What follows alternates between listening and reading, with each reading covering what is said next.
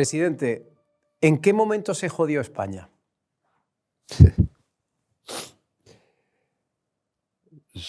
Probablemente son una sucesión de decisiones, ¿no? Pues probablemente a partir de 2004, que fue cuando comienzan las políticas de cuestionamiento de la transición y por lo tanto comienzan las políticas de cuestionamiento de la Constitución y de convivencia entre españoles. Es curioso porque yo también le iba a hacer una referencia a ese año, porque tenía la sensación de que probablemente los atentados terroristas del 11 de marzo probablemente fueron un antes y un después. ¿Está usted de acuerdo con esto? Hay quien mantiene la teoría de que las cosas empezaron antes a torcer en el año 2000 con motivo de la mayoría absoluta del Partido Popular. ¿Por qué? Porque la izquierda, una parte de la izquierda había considerado que el periodo 96-2000 era un paréntesis, y que después del año 2000, en el año 2000 volvería otra vez las cosas a su estado natural, que es el gobierno de la izquierda, ¿no?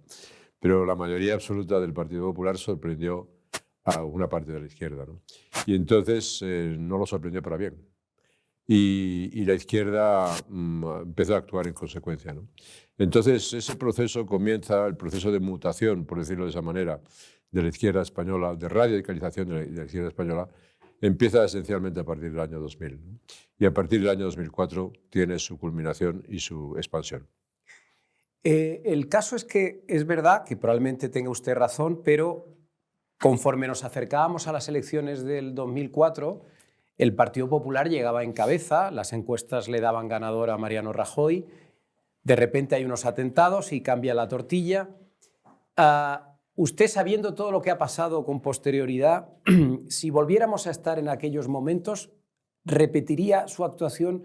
¿Cambiaría algo de lo que se hizo en aquel momento para evitar las consecuencias que ha habido a posteriori? Bueno, es que es imposible volver a la situación anterior sabiendo lo que ha pasado después. Por lo tanto, el juicio tiene que ser fundamentalmente sobre lo que se hizo en ese momento, si era lo más necesario y lo más correcto. Que probablemente se cometieron errores, pues probablemente se cometieron errores. Pero hubo errores que no se cometieron. No se garantizó impecablemente la celebración de las elecciones, como no podía ser de otra manera, y en contra de los muchos rumores, y entonces sí que bulos de verdad, que circularon en algunos ambientes. Se protegió efectivamente de una manera y se atendió de una manera determinante a todas las víctimas y se garantizó el marco de seguridad y de libertades y de derecho en España de una manera impecable, ¿no?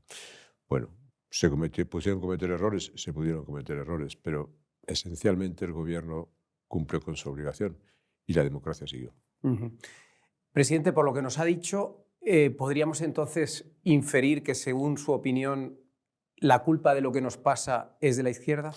Hay dos mutaciones políticas fundamentales en la España de estas últimas décadas. Una es la mutación del nacionalismo, que comienza también en aquellas fechas. Es decir, hay un pacto constitucional, expreso o tácito, que dice que las fuerzas no nacionalistas reconocen la pluralidad constitutiva de España a cambio que las fuerzas nacionalistas sean leales a la nación española. Eso lo rompe el nacionalismo.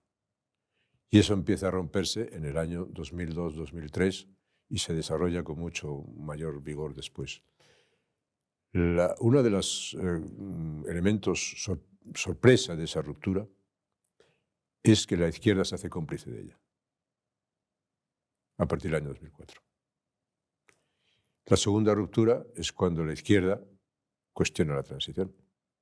Y por lo tanto, al cuestionar la transición, pues pone otra vez en solfa no solamente todos los logros de la transición, sino la propia pervivencia de la Constitución, que es la base de la coexistencia de los españoles. Y volvemos otra vez a lo que estamos ahora, de donde estamos, a una alianza entre una izquierda radical y fuerzas que en algún caso fueron nacionalismos, que fueron moderados en su momento, pero que ahora son fuerzas rupturistas. Es decir, que quieren destruir la transición, destruir la Constitución, destruir la unidad de España, y eso con la complacencia de una antigua fuerza constitucional que ha dejado de serlo. Llegados a este punto, ¿cómo se arreglan las cosas? ¿Cómo arreglamos España? Hay que arreglarla con la participación, evidentemente, de los españoles. Yo vengo diciendo hace tiempo que la inhibición es lo único a lo que no tenemos derecho los españoles. Y que, como decía don Antonio Maura hace muchos años, por cierto, este año se cumple el centenario de su muerte, decía, bueno, los españoles tienen que dejar de ser espectadores de su propio destino. Tienen que dejar de ser espectadores de la destrucción del país. Tienen que ser agentes activos para impedir que el Estado de Derecho desaparezca en España o que la unidad del país esté puesta en cuestión o que la transición y la convivencia de los españoles no pueda persistir, ¿no? Eso tiene que ser los españoles. Tenemos esa responsabilidad. Y luego, evidentemente, los españoles, en cuanto tengan oportunidad, pueden participar en los procedimientos democráticos. Cuando haya elecciones, pues hay que actuar en consecuencia. No buscar el mundo perfecto, no buscar el candidato, buscar de lo que es mejor para la nación española, lo que es mejor para el futuro de los españoles en un momento de cambios absolutamente vertiginosos. Yo le voy a decir una cosa, la nación, el país, que no esté dispuesto a asumir un proceso de cambios importante en la próxima década o en los próximos 5 o 10 años, será una nación que se quede totalmente descolgada del mundo. Yo no deseo eso para España. Recientemente el Partido Popular Europeo ha emitido una declaración que a mí me parece importante porque por primera vez han subrayado que están preocupados por la democracia en España y nos han asimilado a otros países del este de Europa que atraviesan también problemas similares.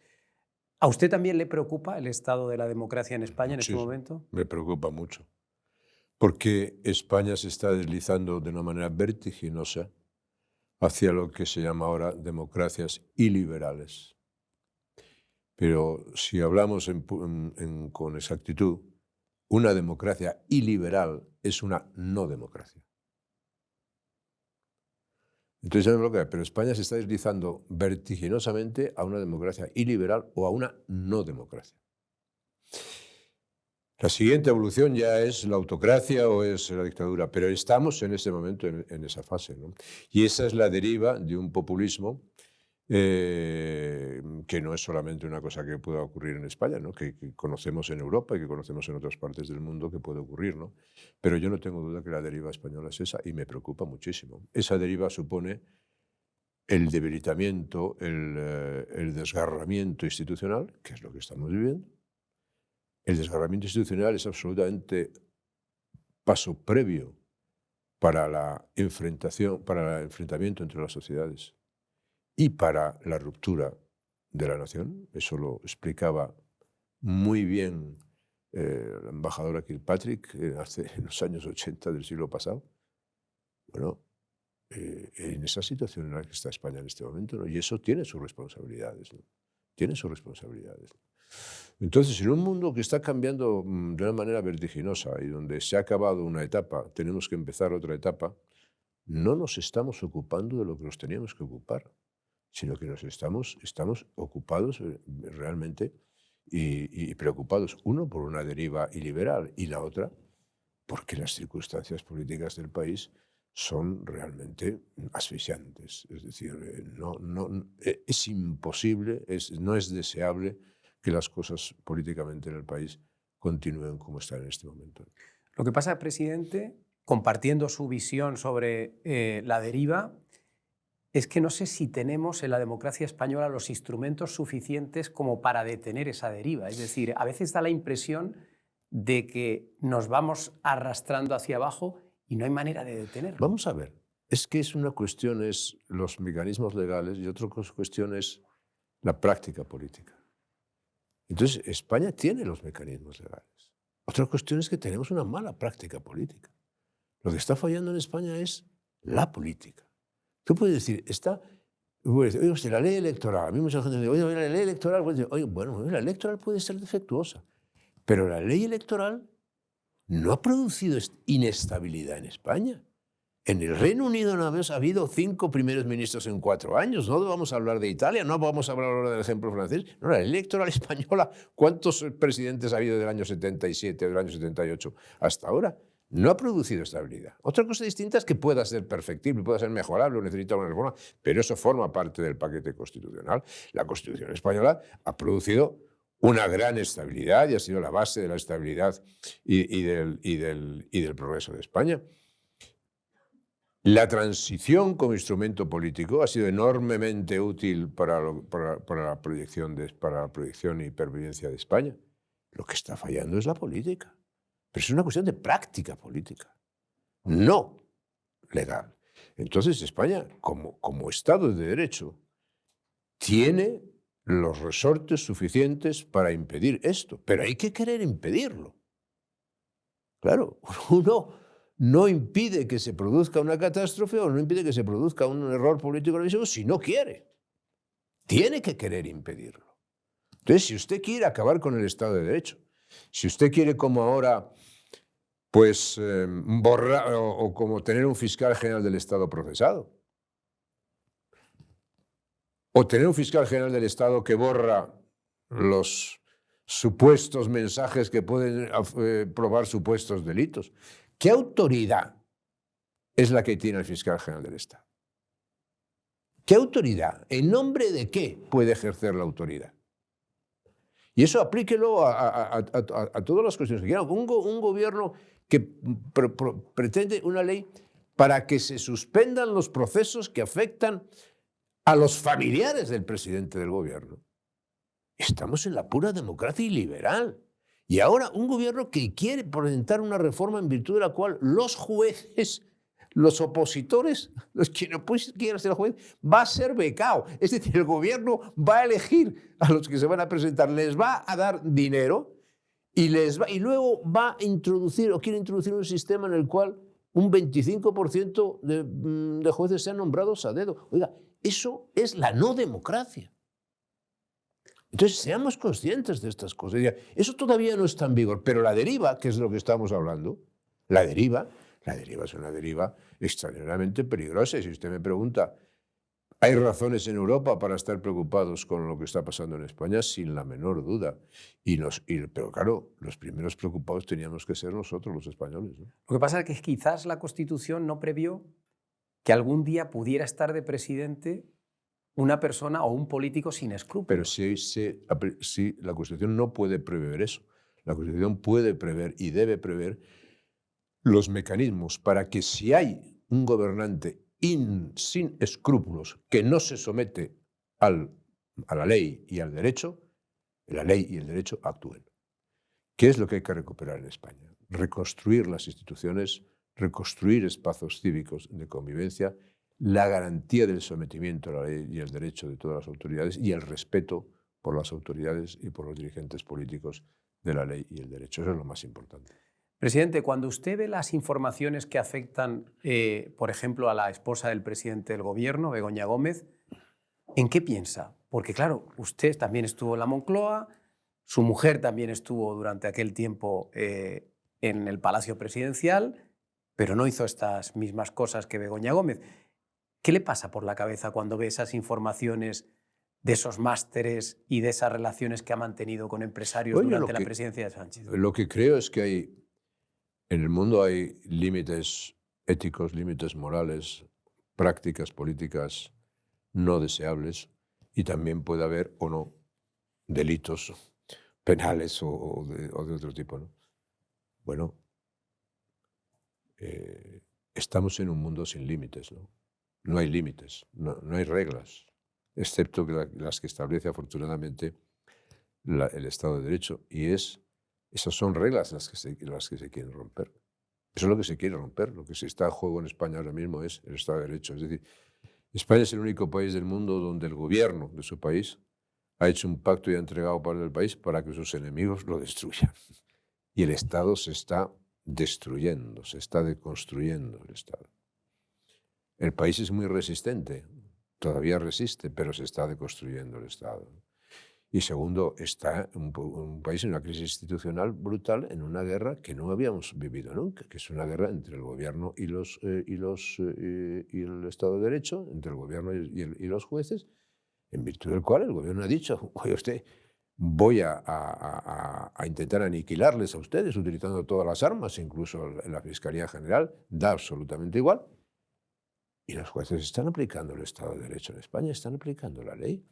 Es decir, estamos en una situación verdaderamente, extraordinariamente delicada, extraordinariamente compleja. Es lo que me pasa por la cabeza, ¿no? Entonces, si el principio de responsabilidad política no existe, si no se respetan las reglas, las normas legales, ¿cómo se va a pedir a quien lo hace que tenga un sentido de, digamos, ética política y se pueda dimitir? Si el presidente del gobierno dice a usted y a mí que tenemos que pedir perdón al fiscal general del Estado por supuestos delitos cometidos por el fiscal general del Estado.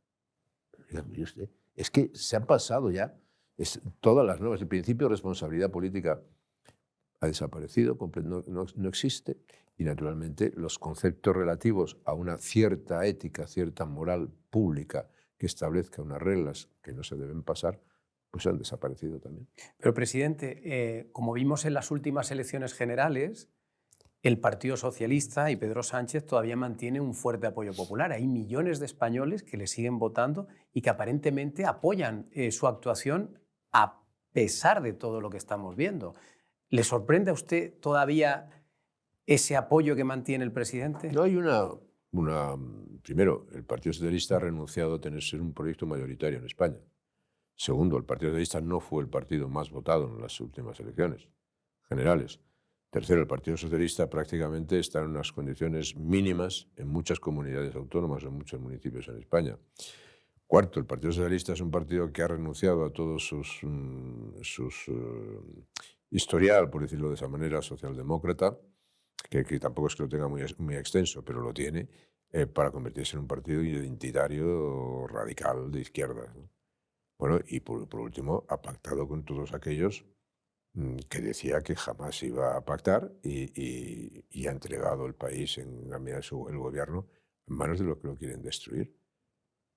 Esa es la realidad. Me dice, ¿hay una parte de españoles que van a apoyar siempre esa opción? Sí, la van a apoyar siempre. Hay una parte de españoles que van a apoyar esa opción y una parte de españoles que van a apoyar otra opción. ¿Cuál es el tema?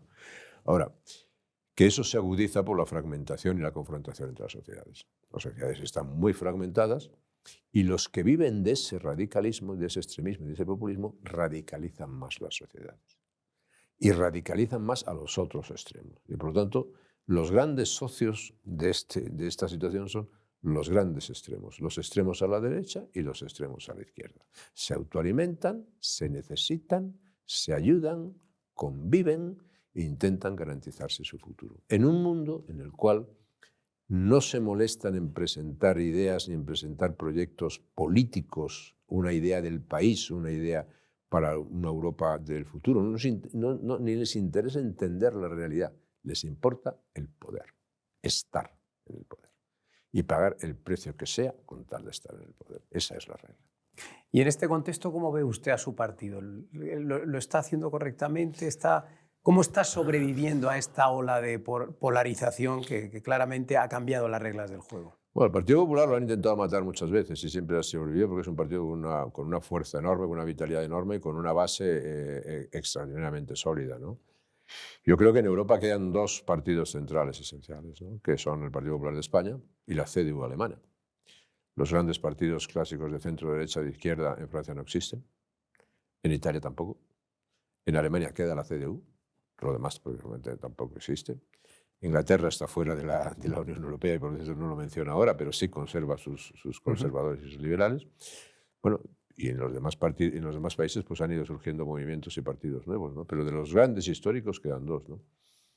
Yo al Partido Popular le veo bien dirigido y el Partido Popular ha hecho un gran crecimiento por el centro.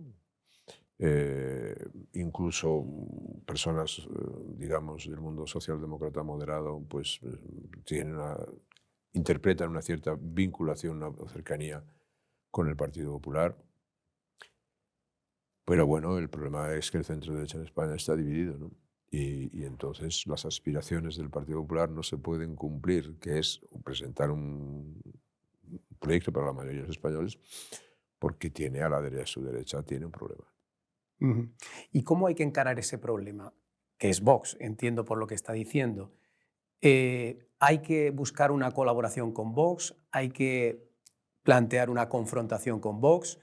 ¿Hay que intentar una unión con Vox? ¿Cómo hay que encarar ese problema? En mi opinión en particular, es decir, Vox, lo que quiere de Vox, el objetivo de Vox, es sustituir al Partido Popular. Ese objetivo no lo va a conseguir. Ni ahora, ni mañana. Segundo, para intentar conseguir ese objetivo, el gran aliado de Vox es el actual gobierno. El actual gobierno necesita a Vox para fomentar todos los fantasmas que le gusta fomentar en relación con el franquismo y todas estas cosas. Y Vox necesita al gobierno, porque, como he dicho antes, los extremos se autoalimentan. Tenemos en cuenta que había una frase clásica que decía ahí, los soldados de antes, los luchadores de antes, no solamente combatían por, vamos a ver, enemistad u odio al soldado que tenían enfrente, sino porque amaban lo que habían dejado detrás. Hoy no es así. Hoy la regla fundamental es el odio al que tienes enfrente. Y ese odio se autoalimenta. Y esa es una política de los tiempos modernos muy mala, ¿no? Porque es la política de la aniquilación del adversario por encima de todo, ¿no? Y es lo contrario a la política de la moderación, lo contrario a la política de la tolerancia, lo contrario a la política centrista, ¿no? Que algunos interpretan vacía, pero no es vacía. Hay dirigentes que la pueden encarnar que sí están vacíos, pero no, esa política no está vacía, ¿no? Entonces, yo creo que el Partido Popular haría muy bien, creo que haría muy bien en presentar un proyecto muy fuerte a los españoles, hablar claramente, directamente a los españoles y pedirle a los españoles una mayoría y lo que los españoles decidan. Pero tiene que ser muy claro en sus planteamientos, con un proyecto político muy fuerte, muy de futuro y que signifique que se puedan identificar con ese cambio de idea, con ese cambio de político la mayoría de los españoles. ¿Usted cree que Feijóo será presidente del gobierno? Creo que sí. Y que yo creo además que será un buen presidente del gobierno.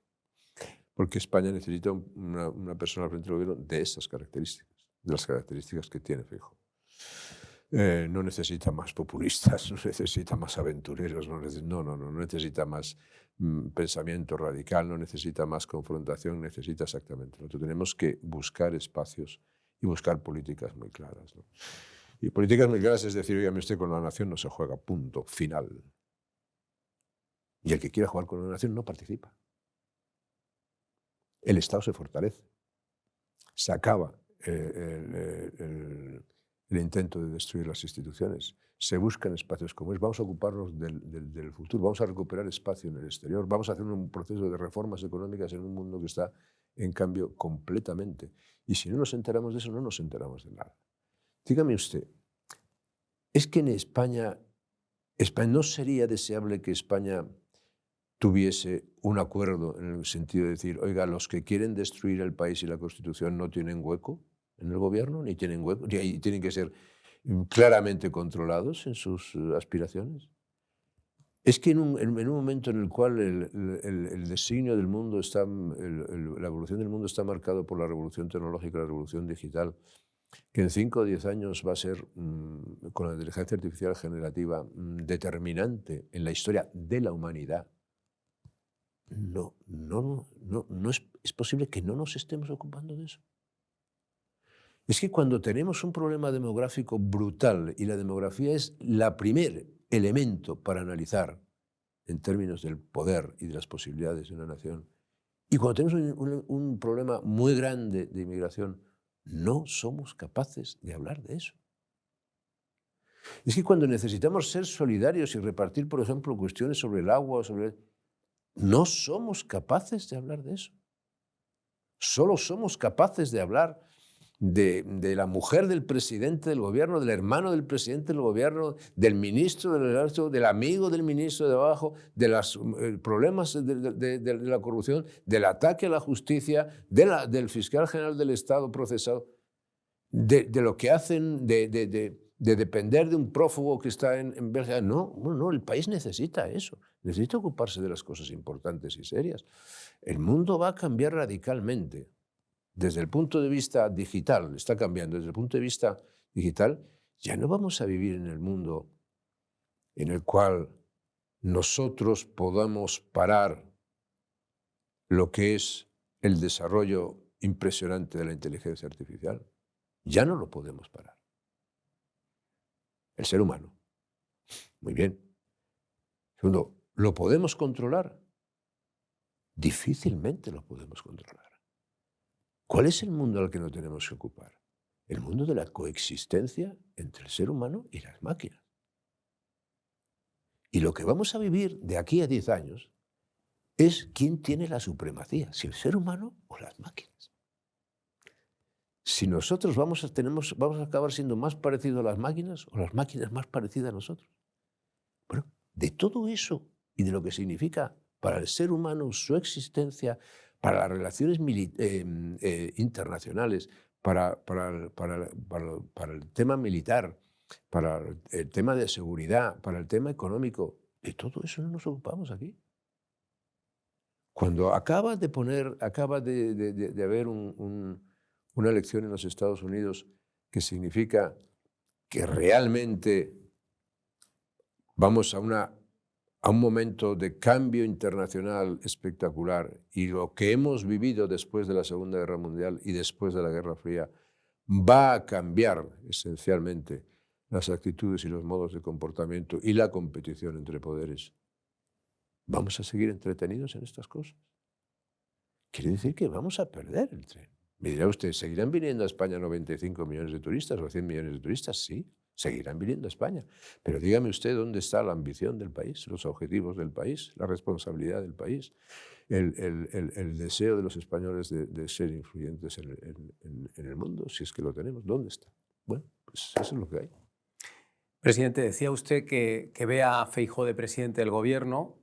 Mi pregunta sería si lo ve en el corto plazo, en el medio, en el largo. Es decir, ¿tiene usted la sensación de que esta legislatura se va a interrumpir en cualquier momento o cree más bien que la va a agotar el presidente, cueste lo que cueste? Yo creo que si tenemos en cuenta los elementos en los que nos podemos basar, la legislatura va a durar hasta el final, porque nadie de los que forman la coalición gubernamental tiene interés en romperla. Es decir, Bildu, antigua Batasuna. Por cierto, pues mañana acaban de conmemorar 30 años del asesinato de Gregorio Ordóñez. Por supuesto, Bildu no ha condenado ninguno de los atentados de ETA, pero Bildu es Batasuna y tiene la misma responsabilidad que Batasuna. Eso es exactamente lo mismo. Bueno, es socio del gobierno. Bildu ya ha dicho el coordinador de Bildu, por cierto, terrorista distinguido en su época, ya ha dicho, oiga, si ya sabemos que estos son una banda de desarrapados, pero nos están dando lo que queremos. ¿Qué interés tiene? Esquerra Republicana o Junts, que tienen unas posiciones manifiestamente rupturistas desde el punto de vista constitucional, les están dando lo que quieren. ¿Qué interés van a tener en romper? La izquierda radical, que aunque haga el ridículo y todo el tema que defiende de la cultura woke sea uno de los temas que van a entrar en danza, afortunadamente políticamente, en el mundo de hoy, y van a ser claramente derrotados, ¿vieron? Pues, oiga, sabe que está mucho más caliente en los sillones del ministerio que en otras partes, ¿no? ¿Quién va a romper? ¿Cómo se va a...? Tienen poder, van a arriesgar que efectivamente no poder utilizar los instrumentos que están utilizando ahora con la Fiscalía, contra los jueces, en los medios de comunicación, con los medios de comunicación. No lo van a hacer. Entonces yo creo que eso va a durar, ¿no? Y por lo tanto hay que preparar a las personas para un proceso duradero, ¿no? Y ese proceso duradero lo que no puede generar es ni inhibición ni frustración entre los españoles, ¿no? Hay que manejarlo inteligentemente y por eso hablar con ellos y presentarles un proyecto muy fuerte, optimista, para el futuro de España y ese futuro optimismo bien basado es muy posible en España y muy deseable y muy necesario. Yo creo que Feijóo lo puede interpretar muy bien. Se refería usted antes a las elecciones en Estados Unidos y a esta ola de cambio, y lo que estamos viendo es que la derecha mundial, o por lo menos los grandes líderes de la derecha mundial, y hablo de Trump, hablo de Milei, hablo de Meloni, en realidad son los aliados de Vox en España. Es decir, el Partido Popular ahora mismo no tiene grandes referentes internacionales. ¿A usted le preocupa esto, que las grandes referencias de la derecha mundial estén más próximas a Abascal que a Feijóo? El gran elemento, y yo decía antes, el gran elemento central de la política española constitucional sigue siendo el Partido Popular, ¿no? El único partido constitucional realmente centrado que hay en España, ¿no? No, el Partido Popular está en el Partido Popular Europeo, que es la primera fuerza política de España, de Europa, perdón, y por eso es realmente importante. Es decir, que en países se está produciendo un deslizamiento hacia la derecha, sí, pero yo creo que eso se interpreta. No es lo mismo la interpretación de eso que se hace en Hungría, que la interpretación que se hace en Italia, que la interpretación que se puede hacer en otros países, ¿no? Bueno, eso existe con una interpretación nacionalista en cada parte, ¿no? Porque estamos redescubriendo el nacionalismo, el proteccionismo, el aislacionismo y todas aquellas cosas que realmente no son las más recomendables para aquellos que deseamos la recuperación de la vigencia, la fortaleza y la seguridad de las democracias liberales. O sea que a usted Trump no le gusta mucho. Pues depende de lo que haga, como todo, ¿no? Depende de lo que haga. Y el Trump del año 2016 creo que es algo distinto del Trump de ahora, o el Trump de ahora es distinto del Trump del 2016. Y por lo tanto, el discurso de inauguración de Trump el pasado 20 fue un discurso esencialmente optimista desde el punto de vista americano. Fue mucho más reaganiano en el sentido de decir, llamar al optimismo americano y decir somos capaces de hacer las cosas, ¿no? Y al mismo tiempo fue un discurso de claridad en algunos puntos de los cuales tenemos que ser muy sinceros y muy claros al hablar, ¿no?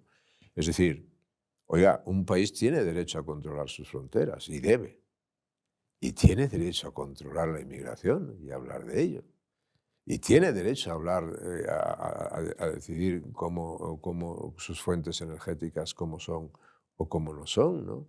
Y tiene derecho a defender sus intereses, ¿no? No conozco ningún país en la historia del mundo que no haya puesto sus intereses prioritariamente por encima en la historia, ¿no?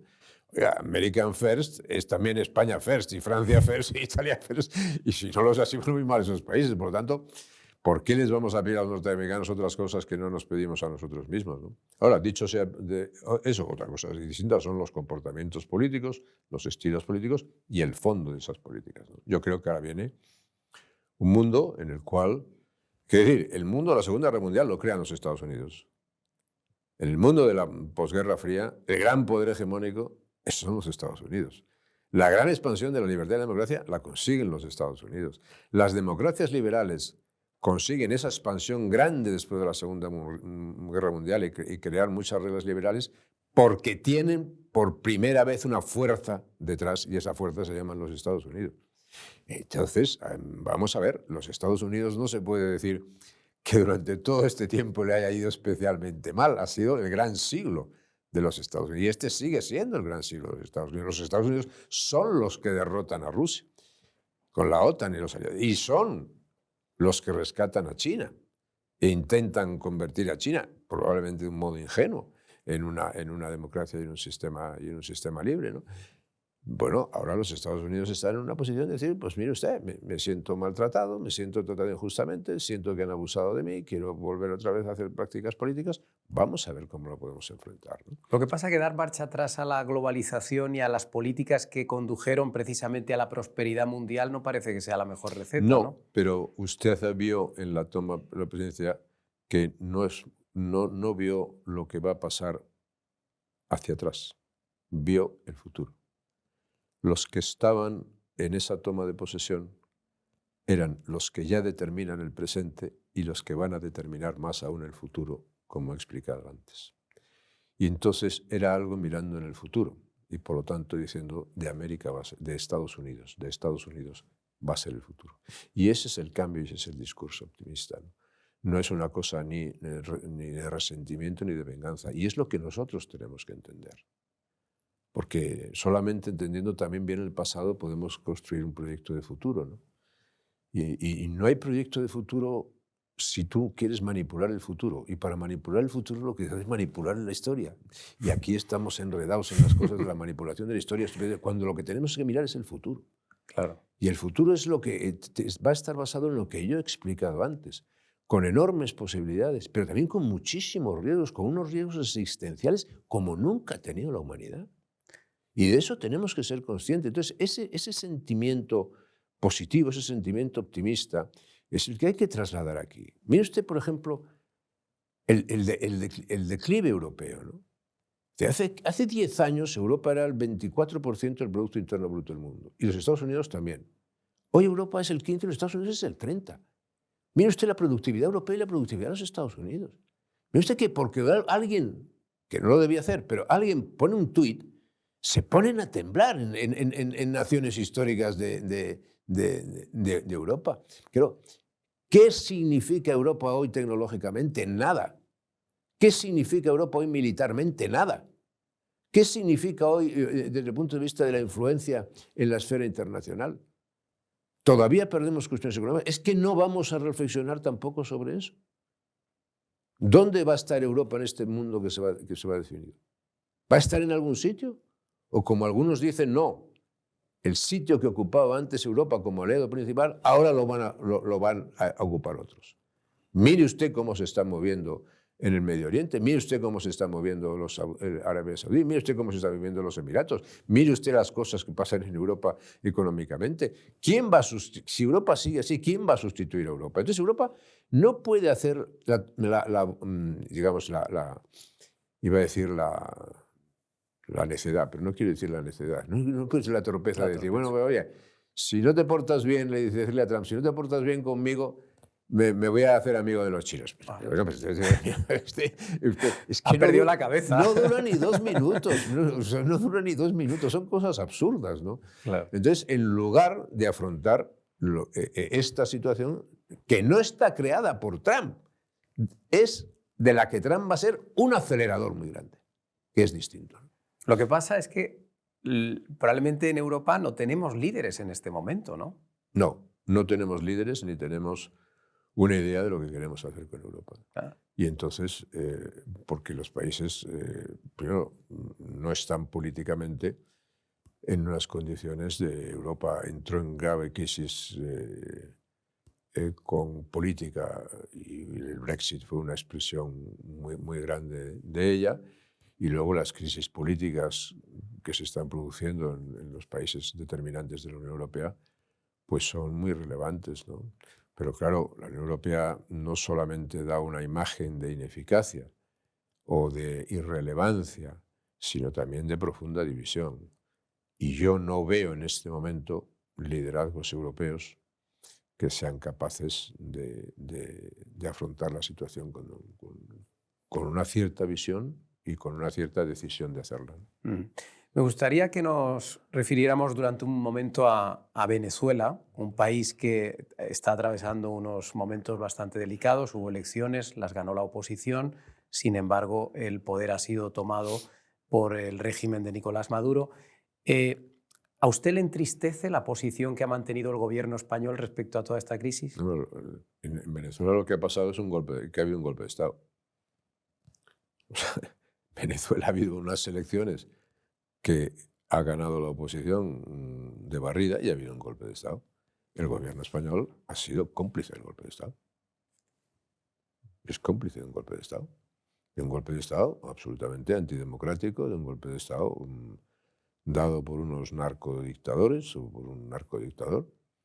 Y los episodios que hemos podido ver en la Embajada de España, a la salida del que tenía que ser el presidente reconocido Edmundo González, y la absurda reclamación de unas actas que no se tienen, que es simplemente una manera de decir, vamos a ganar tiempo para que se consolide la situación, más la presencia de enviados especiales permanentes para garantizar el respaldo de España, más otras cosas, pues son bien conocidas. Me entristece profundamente porque es una manifestación, unas manifestaciones más lamentables de lo que está siendo la falta de presencia activa cada vez más notable de España en Hispanoamérica, en Iberoamérica.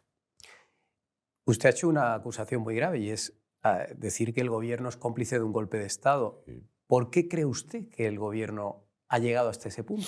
Es una buena pregunta. Tengo mis ideas al primero, porque en el gobierno hay simpatizantes claramente de los sistemas dictatoriales y autoritarios, ¿no? Segundo, porque esas personas que manifiestan esas ideas pues son personas activas y son personas que se mueven en favor de estos dictadores, ¿no? Segundo, porque probablemente haya, digamos, situaciones específicas o especiales que afectan al gobierno que les obligan a ser condescendientes, amables, generosos con el régimen de Maduro, ¿no?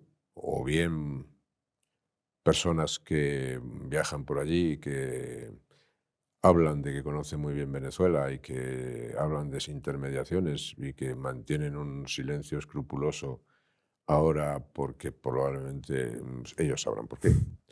O los episodios que vivimos aquí bochornosos todavía sin explicar de la señora esta Delcy, creo que se llama, y todos Sí. los episodios que hemos vivido aquí claro, todas esas cosas, más otras, pues hacen que la posición del gobierno de España esté condicionada de una manera lamentable y vergonzosa, ¿verdad?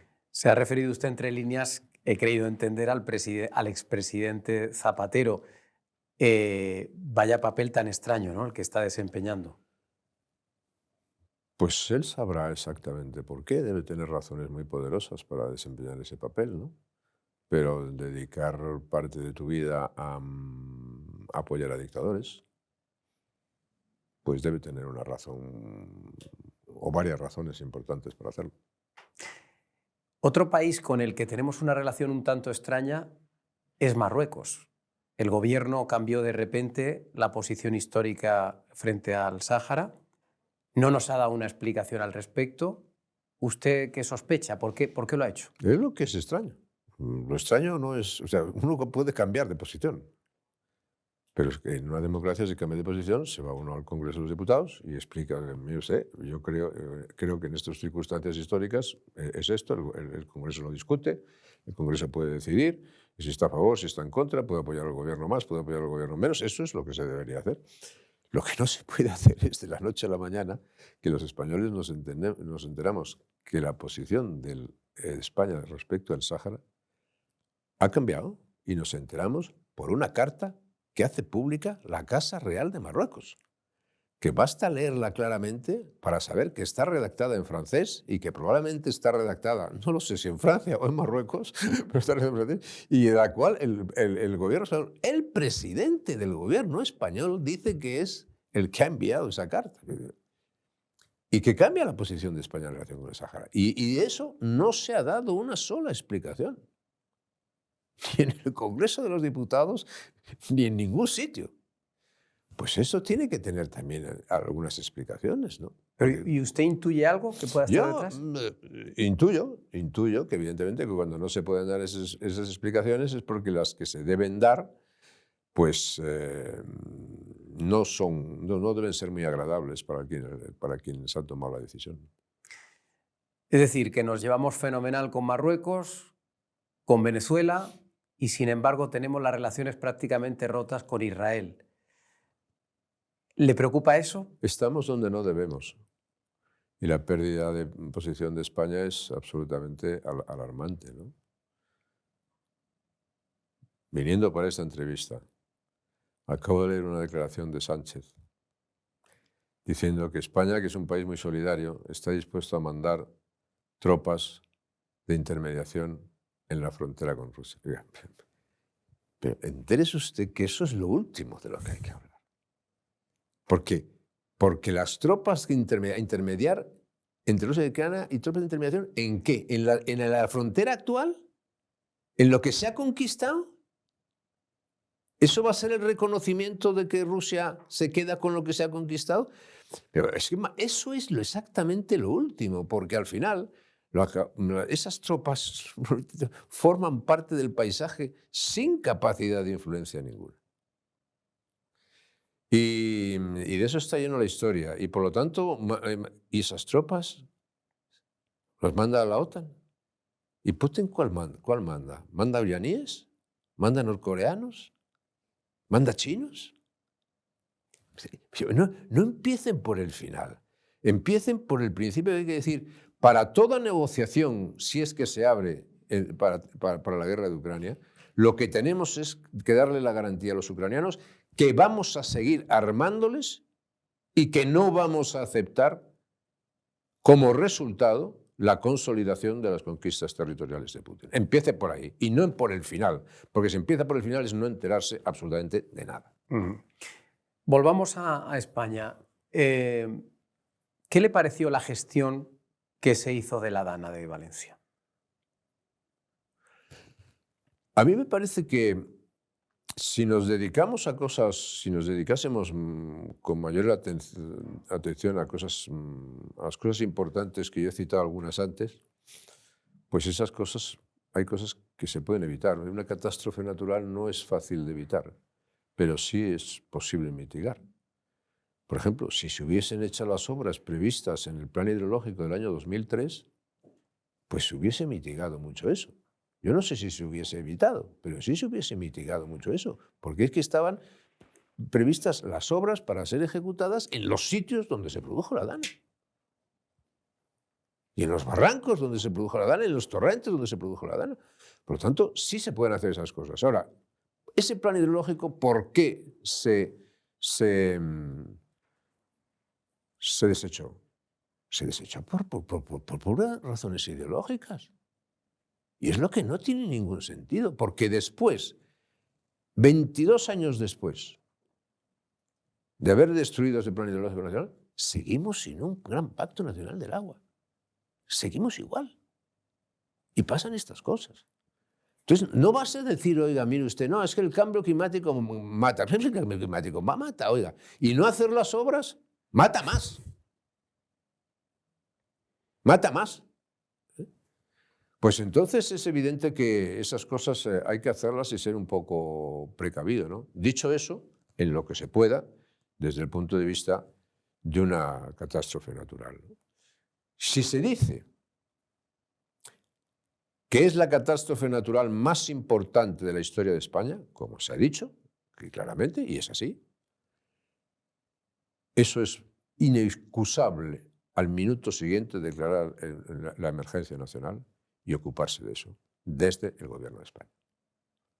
Eso es una situación de emergencia nacional, de libro, y no se ha hecho.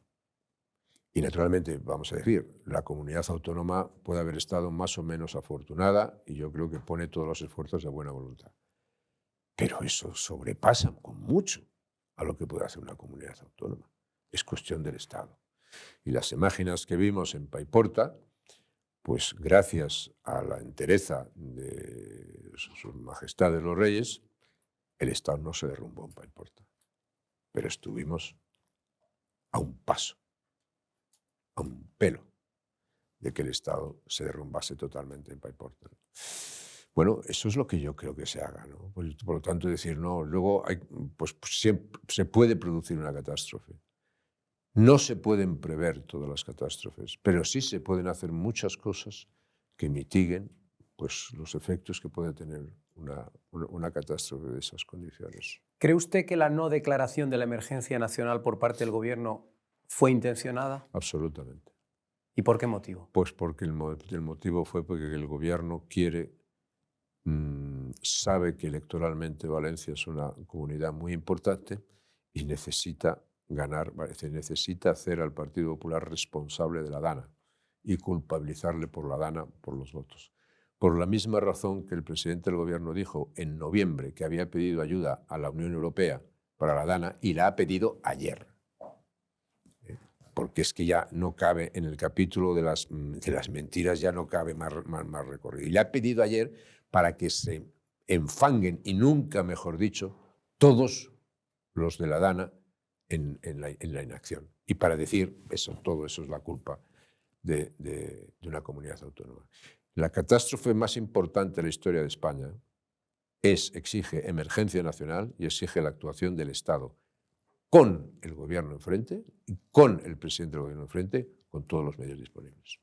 ¿Qué pensó cuando escuchó aquella frase de si necesitan más ayuda que la pidan? Pues que esto es una manera de decir a mí que me vengan a buscar, que yo no quiero ninguna responsabilidad y estos para mí son extranjeros a los cuales les voy a hacer pagar que me intenten hacer pasar un mal rato.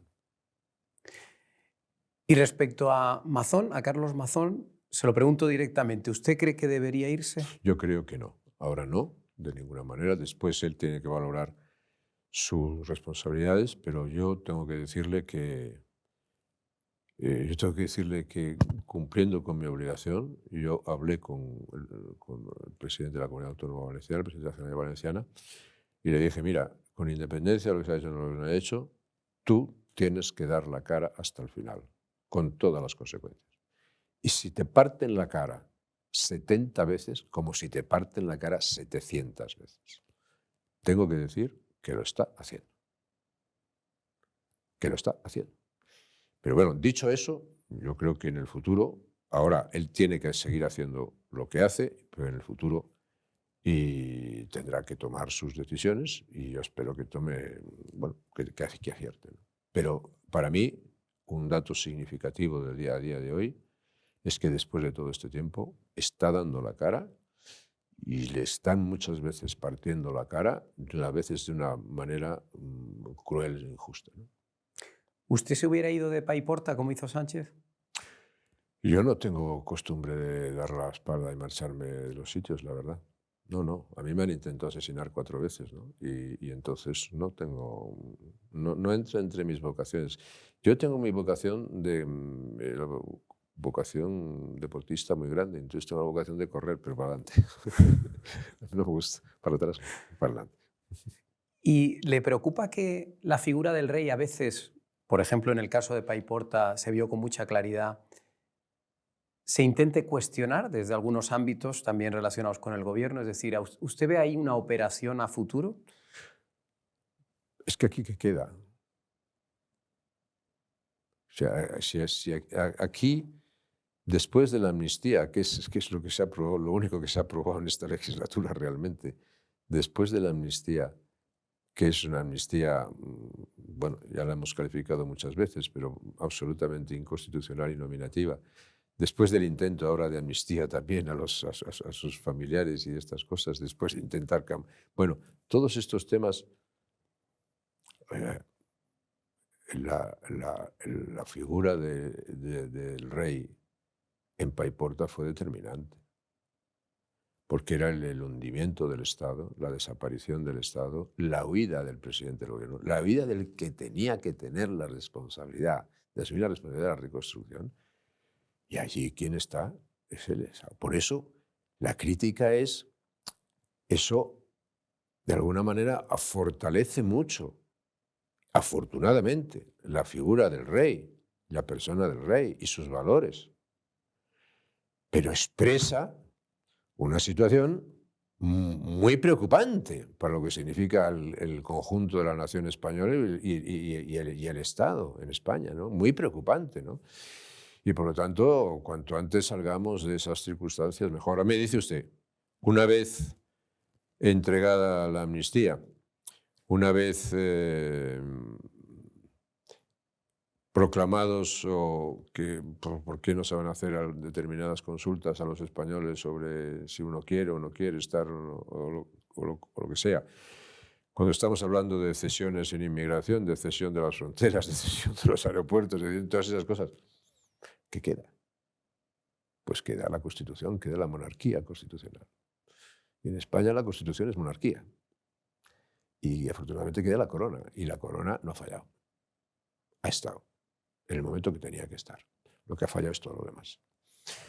Eso es muy preocupante pero al mismo tiempo tiene una parte que es reconfortante, y es que podemos confiar en la corona y podemos confiar en el rey, para que siga ejerciendo impecablemente sus tareas constitucionales. El resto de la responsabilidad corresponde a nosotros.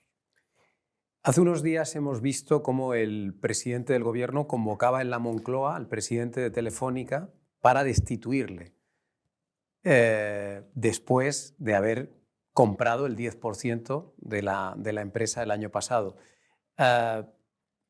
¿Qué le parece toda esta situación que estamos viviendo en relación a una de las principales empresas de nuestro país? Yo creo que el intento de control de las empresas es muy claro desde hace tiempo por parte del gobierno. La vuelta de la SEPI, la vuelta atrás, la política regresiva de volver a las empresas públicas, que es la política socialista, comunista, de izquierdas más necia que se puede aplicar en este momento.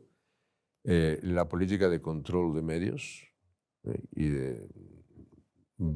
por vía de presión, por vía de toma de poder, por vía de descrédito, y la toma de posesión de elementos económicos y de instituciones, ¿no? Instituciones, el intento con la justicia, el intento con la fiscalía. Aquí, pues esto, ¿de quién depende? Pues esto no depende, no es una cuestión del gobierno, es una cuestión del Estado, tiene que mirar eso, la inteligencia, etc. Estamos en esa política, ¿no? Y esas políticas son una vuelta al pasado también muy peligrosa, ¿no? Desde ahí no vamos a construir futuro, desde ahí no hay motivos para ser optimistas, ¿no? Telefónica fue una gran empresa, como otras grandes empresas españolas, cuando se privatizó y pudo competir, ¿no? Y se convirtió en una grandísima empresa, ¿no? Una formidable empresa. Si el Estado vuelve ahora a ocuparse de las empresas, pues volveremos a la ineficiencia, ¿no? Mire usted por qué los Estados Unidos tecnológicamente es superior todavía a China, ¿no? Se puede decir, bueno, China o Taiwán tienen los semiconductores, tienen materiales, pero las grandes empresas, excepto dos que son chinas, ¿por qué los Estados Unidos son superiores? Porque compiten. Porque las empresas se mueven en libertad, compiten. Las empresas chinas están al servicio del Partido Comunista Chino, que en China es más importante que el gobierno. Aquí, ¿qué se quiere poner las empresas al servicio del gobierno? Pues eso es lo contrario. ¿Por qué el mundo occidental gana la Guerra Fría? Porque es mucho más eficaz que el mundo soviético, era mucho más eficaz que el mundo soviético, mucho más eficiente. Y porque confiaba en algo que los otros no confiaban, que era la libertad. Entonces, esta marcha atrás de que volvamos a volver a las compañías públicas es absolutamente absurdo, es una regresión en contra de la libertad y de las posibilidades de desarrollo del país, ¿no? Sé que eran otros tiempos, pero a raíz de lo de Telefónica de estos días hay mucha gente que se ha referido a usted recordando que en ese proceso de privatización usted también se garantizó que hubiera gente más o menos afín al Partido Popular en las principales empresas. No sé si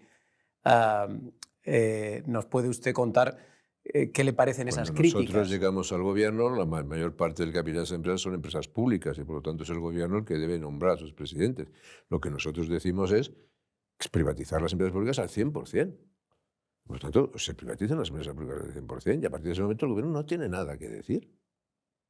En un momento el gobierno puede establecer, como se estableció la acción de oro, puede establecer unas cuestiones de restricción en empresas estratégicas, pero eso es lo que se estableció. Nosotros no hicimos lo que se practicaba antes de llegar al gobierno, es decir, ahora cojo y privatizo un 3% de Endesa para bajar un poco el déficit. Ahora cojo y privatizo el 5% para bajar otro poquito el déficit. No, mire, nosotros practicamos una política de 100% y de equilibrio presupuestario.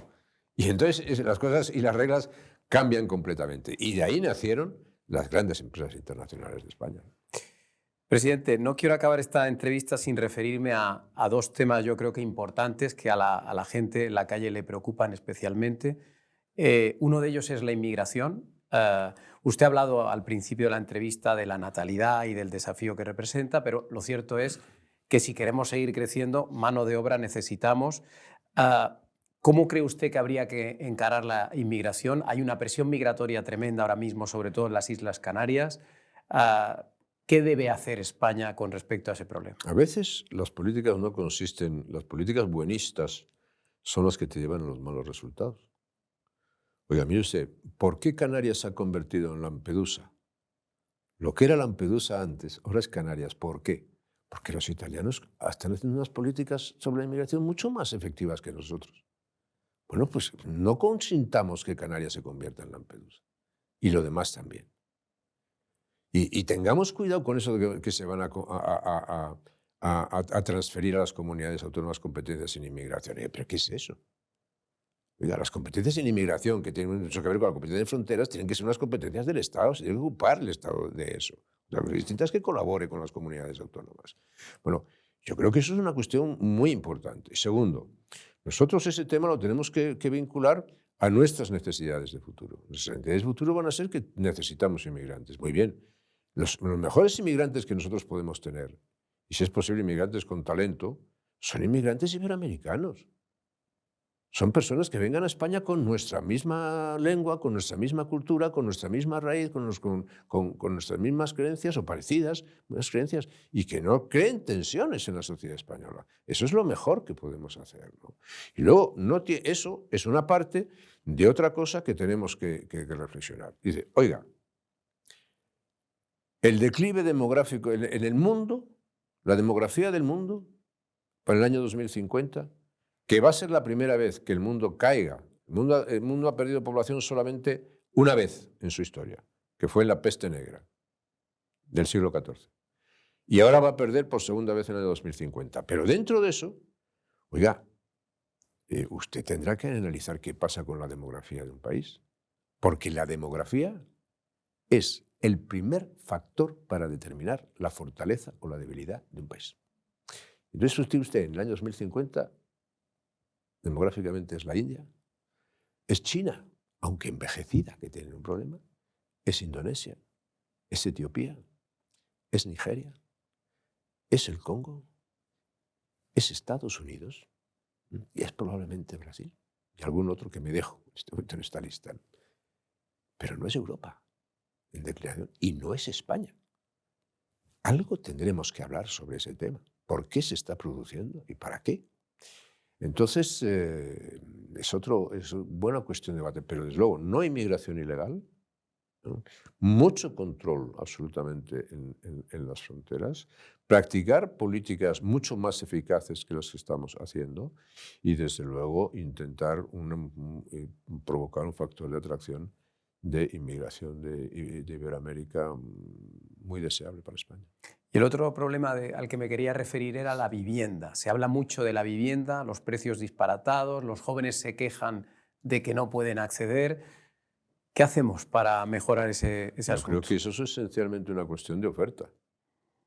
Si no se construye, no se puede ni abaratar, ni encarecer, ni nada. Es que no hay oferta. Entonces, España no tiene un problema de espacio. O sea, es que decir, lo que tiene es un problema de liberalización de políticas. Ofrezca usted espacio y ofrezca usted construcción de viviendas. Y entonces, no es una cuestión de... todas las políticas que consisten en intentar perturbar el funcionamiento de la economía libre son fracasadas. Dices, vamos a poner un tope a los alquileres. Oiga, que eso no funciona. ¿Por qué? Porque la gente dejará de alquilar. Y segundo, usted tiene que hacer una política que empiece por el principio. ¿Y cuál es el principio? El principio es enterarse que el derecho de propiedad es la base de la economía libre y de la democracia liberal. Y que por lo tanto usted no puede tener legislaciones que facilitan al ocupa o al asaltante de una propiedad y dificultan al propietario, porque está afectando a la misma base de la convivencia social y a la misma base de lo que se está construyendo. Y por lo tanto esas legislaciones se tienen que acabar, porque esas legislaciones van en contra de lo que un arrendador desea. Y después de todo eso, si tú no es una oferta suficiente porque liberalizas el mercado, tú puedes hacer esa oferta. Es la competencia esencialmente lo que determina que los precios caigan. Pero si no tienes una oferta y además pones topes a los alquileres y además una legislación que provoca a los ocupas, ¿de dónde quieres sacar los alquileres baratos? Y los jóvenes, muchos jóvenes, tienen toda la razón para quejarse de esa situación, ¿no? Dicho, y luego dicho de otra manera, o en otros momentos, pues cuando yo era más joven de lo que soy ahora, también, la vivienda era una expectativa. Ahora es un derecho. Ahora es un derecho. Muy bien.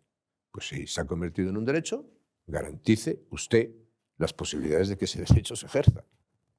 Antes era una expectativa. Yo nunca no sentí el derecho a tener una casa, sentí la expectativa de ver si puedo tener una casa.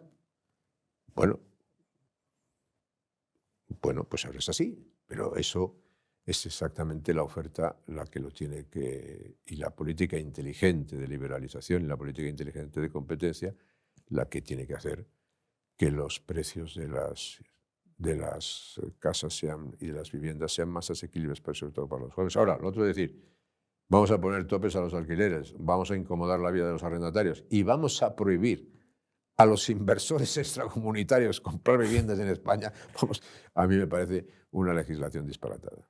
Presidente, ¿energía nuclear sí o energía nuclear no? Totalmente que sí. Y desde luego me parece que es otro de los temas que no sé si lo cité antes, pero si no lo cito antes, lo cito ahora. Es otro tema de los que tampoco estamos hablando en España y que va a cambiar dramáticamente ahora, también como consecuencia de la llegada de Donald Trump al presidente de los Estados Unidos, que ha dicho que voy a centrar en el petróleo y en el gas. Bueno, pues muy bien. Eso no quiere decir que no haya que seguir la lucha contra el calentamiento o las emisiones o la descarbonización, etcétera, etcétera, ¿no?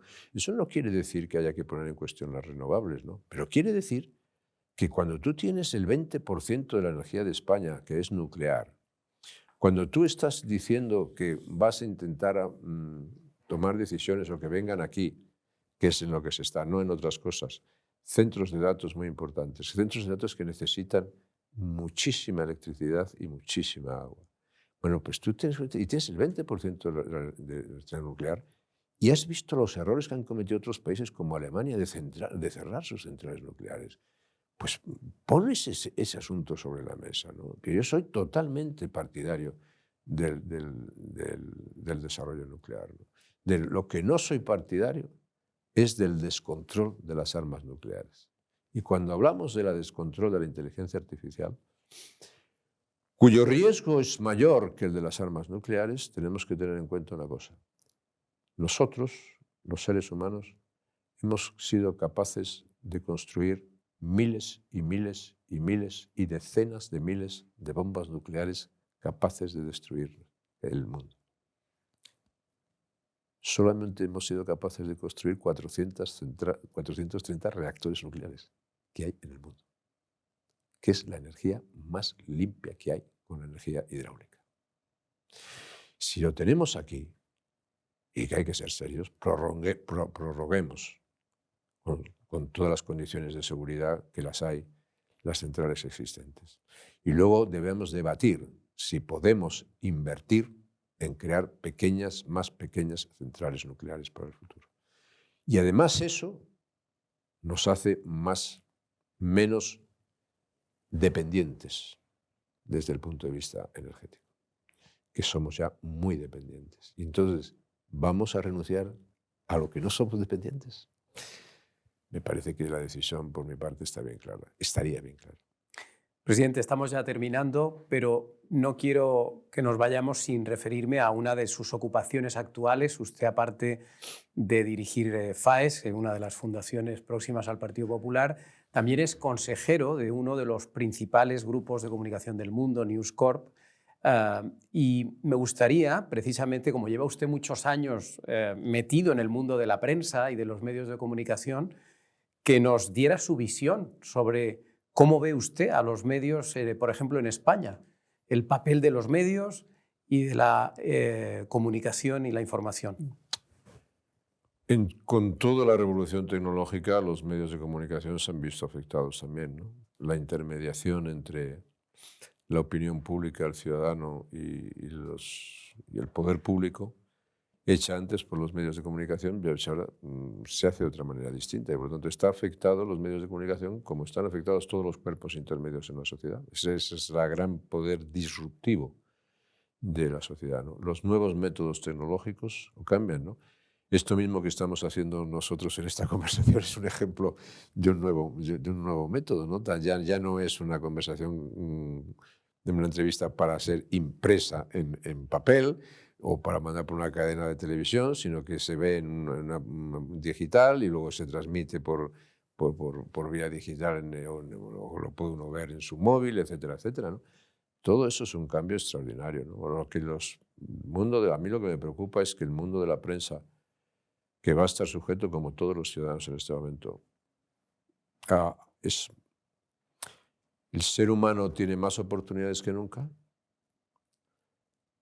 pero también es más manipulable que nunca. Todo el poder de la desinformación es tan grande que el periodista puede tener más oportunidades que nunca, pero también puede ser más maleable que nunca.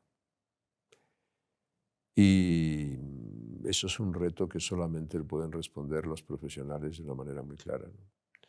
Y luego yo creo que en el mundo de la comunicación se va a fragmentar cada vez más. Y esa fragmentación probablemente habrá que hacerla compatible con la convivencia y con la coexistencia con muy pocas grandes empresas que puedan sustituir a esa gran fragmentación que se va a producir, ¿no? Eso es como yo lo veo, ¿no? Dentro de eso, como siempre en el funcionamiento de los medios hay que decir que se tiene que producir la mayor libertad posible. Porque la mayor libertad, pues porque al final la libertad es nuestra gran aliada, ¿no? Y cuando uno mira en el mundo del futuro, el mundo tiene que estar basado en la libertad y tiene que estar hecho por la libertad y tiene que estar hecho para la libertad, ¿no? Eso afecta a todo el mundo, ¿no? Antes hablamos de la inteligencia artificial. Hoy los seres humanos todavía somos intermediarios indispensables entre las máquinas y la realidad. Pero dentro de poco no lo seremos. Y es por lo que yo decía, vamos a ver quién se va a parecer más a quién, porque la coexistencia será inevitable. Los medios de comunicación hoy no son exactamente los intermediarios entre la opinión pública como lo eran antes, pero evidentemente tienen unas funciones que cumplir porque las sociedades van a demandar siempre una información libre y esa información libre tiene que ser, yo creo que la gran ambición y la gran esperanza de los medios de comunicación del futuro. Y la última, una curiosidad. Sánchez lleva 6 años gobernando en España. ¿Hay algo que haya hecho bien? Gobernar es una...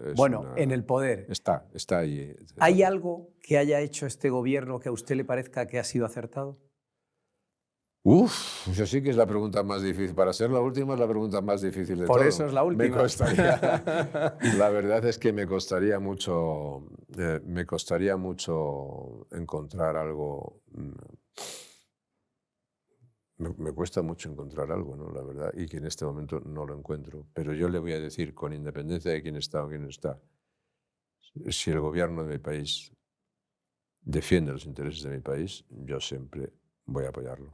Cuando el gobierno de mi país, el gobierno de España, se alía a favor de los enemigos del país o toma decisiones equivocadas, yo no voy a apoyar a ese gobierno. Y yo creo que este gobierno tiene una hoja tan negativa, cuidado, y unas actitudes y una política tan peligrosa que cuanto antes salgamos de esta situación, mejor. Pues muchas gracias, presidente. Muchísimas gracias, un placer.